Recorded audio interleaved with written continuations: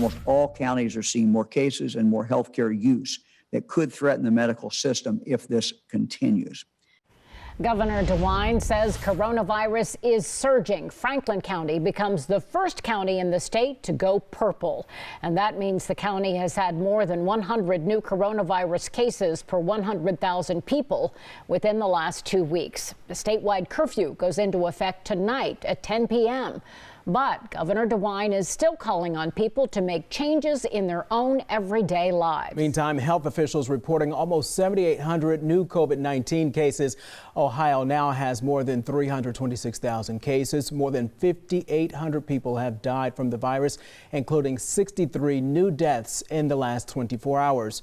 Health officials also report 343 new hospitalizations. And we have team coverage tonight for you for the coronavirus surge with NBC4's Matthew Herchick and Eric Halperin. But we're going to begin with Adrienne Robbins, who's joining us live from the State House with details on that briefing today from the governor. And Adrienne, what does the Franklin County's that new purple designation really mean for us here in Central Ohio?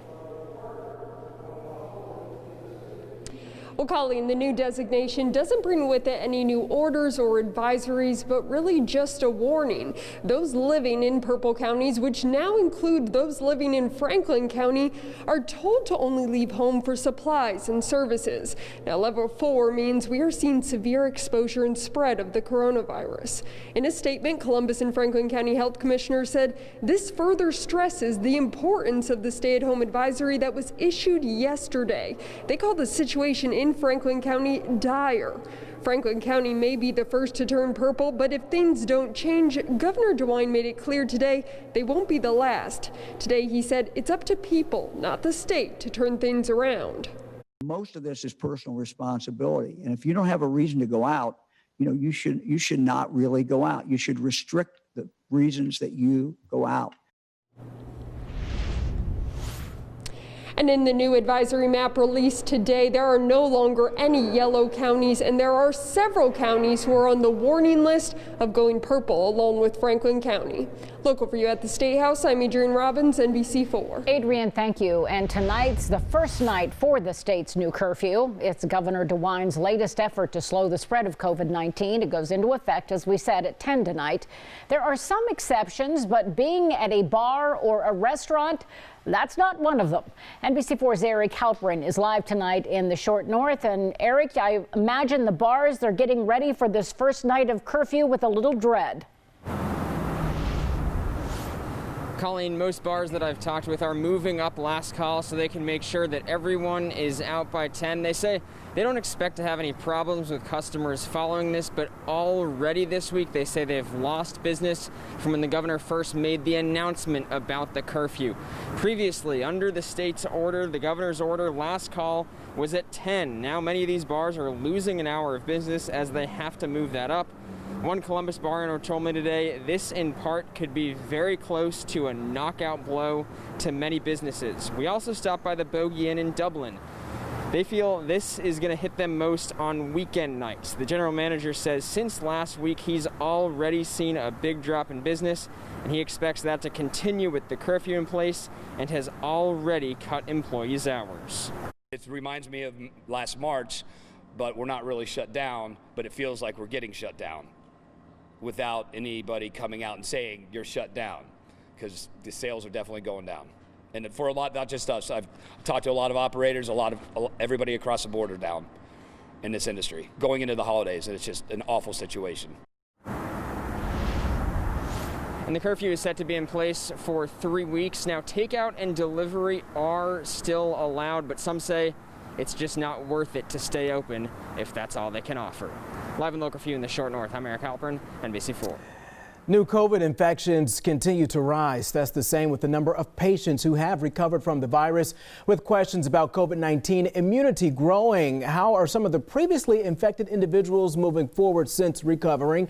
NBC4's Matthew Herchick joins us live tonight. Matthew, you spoke with a number of COVID victims today. What are they telling you about their so-called immunity?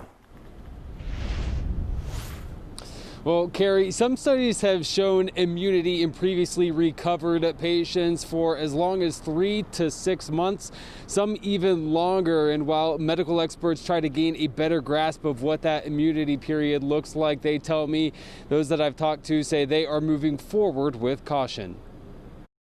Just act like you don't have immunity. That was the advice given to Bethany Acker by medical experts after surviving her COVID-19 infection all the way back in March. I'm still fearful of it, I think, because things change all the time with this virus, which is scary. And even as more studies pop up reporting on coronavirus immunity, previously infected individuals like Acker are still going to great lengths to ensure the safety of themselves and their loved ones. We just canceled Thanksgiving in Cleveland just because, the large group and everything. We just don't want to spread it. We don't want to get it. While some studies say immunity to the virus could last up to several months, doctors say the duration is not yet fully known. We do not know with certainty how long you will have immunity for when you get the infection, or for that matter, at this time, when you get the vaccine. And as the virus evolves, reinfection remains possible. That should not sound the alarm for anybody. The virus does change. Which is why even those just recently recovered, like Charlie Coe, remain cautious. I believe in the greater good. You should probably mask, and you probably should keep your distance. For Coe, immunity could mean getting himself and others closer to a vaccine. I had it. I'm probably good from an antibody or immunity perspective for the next 3 to 6 months. While in the meantime, feeling comfort in his recovery. It's extremely real.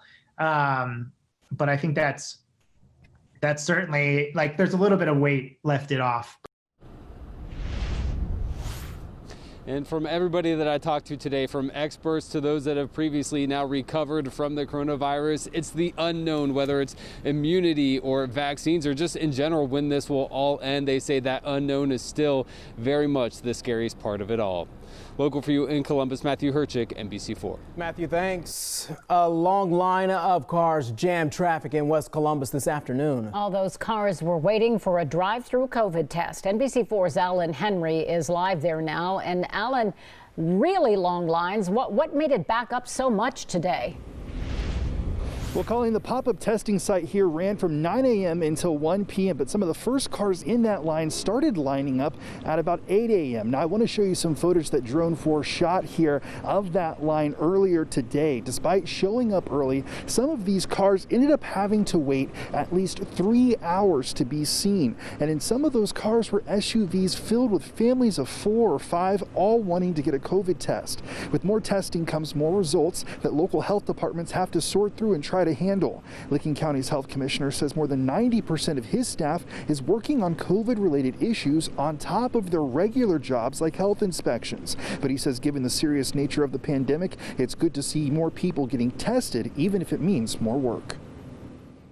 To more cases being identified and more contacts being identified, but ultimately that's good. That allows us to get folks in isolation and get those other folks into quarantine to try to slow the spread down. If we know who has it, we can isolate and quarantine them and then try to move forward as best that we can. If you want to get tested for COVID, I've put a link to this story on our website. It has a map of more than 500 locations across the state where you can get a COVID test, many of them for free. Live and local for you in Columbus, Alan Henry, NBC4. Alan, thank you. Former OSU students who survived sexual abuse at the hands of Dr. Richard Strauss speaking out today why they say the university needs to do more to bring them justice. That's ahead. And the coronavirus surge threatens to overwhelm our health system. How Central Ohio caregivers are, what they are doing rather, to ease hospital overcrowding.